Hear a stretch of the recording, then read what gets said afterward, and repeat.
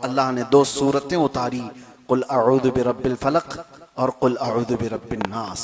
मेरे आका सल्लल्लाहु तआला अलैहि वसल्लम पर जादू किया गया था, पता है आपको? हुजूर अकरम सल्लल्लाहु तआला अलैहि वसल्लम पर जादू किया गया था, ऐसा सख्त जादू कि हुजूर का जिस्म बुखार से पूरा जर्द हो गया था। और फिर वो पता भी किया गया कि किस कहाँ जादू करके क्या किया गया है, आपका पुतला बनाकर उसमें सुइयां या फिर बाल वगैरह लगा करके जिस तरह से भी जादू किया गया, हुजूर सैयदुल मुरसलीन सल्लल्लाहु अलैहि वसल्लम पर यह असर किया गया।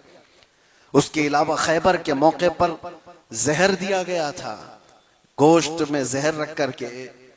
हुजूर पाक सल्लल्लाहु तआला अलैहि वसल्लम पर जब ये इस तरह के हमले हुए थे तो अल्लाह ताला ने मुअव्वज़तैन को उतारा। मुअव्वज़तैन किसको कहते हैं? कुल औज़ु बिरब्बिल फलक और कुल औज़ु बिरब्बिन नास।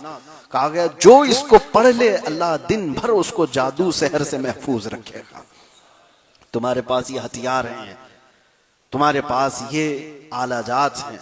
बहुत सारी जगहों पर मैंने देखा, इससे कबल भी मैंने कहा है, आजकल ये आम हो गया है। कुछ शैतान हैं रुए ज़मीन पर जो इन्हीं कामों में मसरूफ़ हैं, एक दूसरे पर हमला करने, जादू सहर सिफली टोटके, ये सारी चीज़ों पर दूसरों की ज़िंदगियों को ख़राब करने में।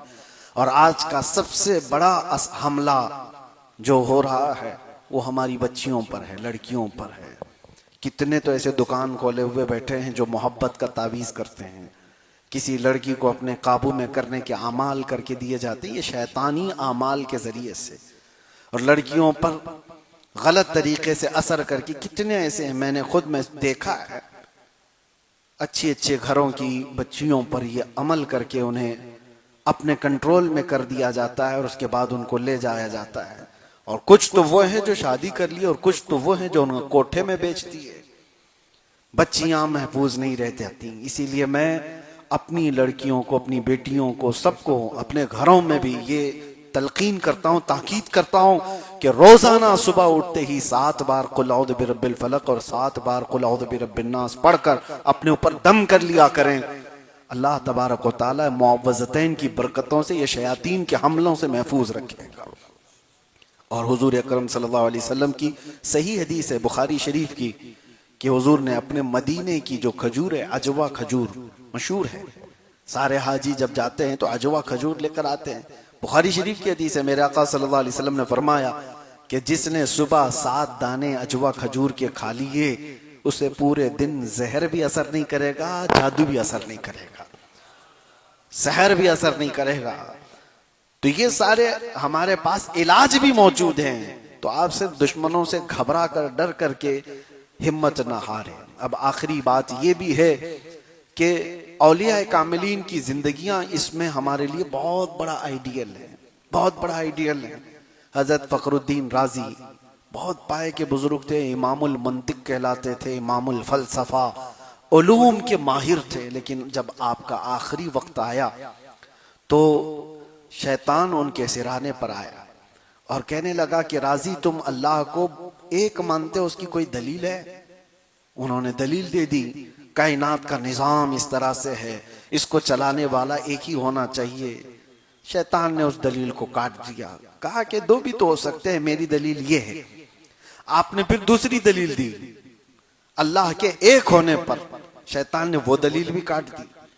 1 2 3 दलीलें देते देते इमाम राजी 360 दलीलें दे चुके थे। आखिरी वक्त था इनका। इमाम राजी अपने अल्लाह के एक होने पर 360 दलीलें।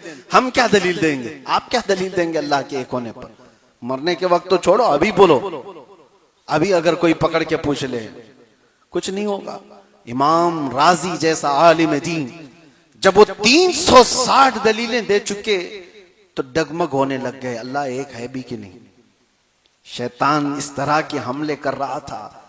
ये तो उनकी निस्बत का असर है कि हज़रत सैयदना नजमुद्दीन कुबरा जो फखरुद्दीन राजी के पीरो मुर्शिद थे, पीरो मुर्शिद से निस्बत का यह असर होता है।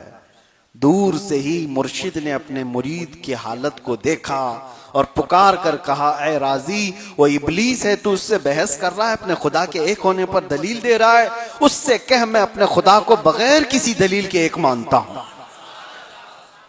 तो राजी को अपने पीर और मुर्शिद की आवाज आई तो उन्होंने कहा, ए इब्लीस लईन, मैं अपने रब को बगैर किसी दलील के एक मानता हूं। शैतान वहां से जाने लगा और कहा, राजी, इस मौके पर मैंने 70 से ज्यादा बड़े उलमा का ईमान ले लिया था, आज भी तेरा ईमान खत्म हो जाता अगर तेरा पीर जिंदा ना होता, अगर तेरा मुर्शिद इस तरह की बात ना किया होता। अजीजा ने गिराम वक़ार, औलिया कामिलीन उनके साथ भी ये मामलात हुए, हमले हुए शयातीन के, लेकिन कुछ चीजें ऐसी हैं जो बचा ले जाती हैं। हमेशा इल्म ही नहीं, बाज औकात बुजुर्गों की सोहबत और उनकी निस्बत हमारी हिफाजत करती है।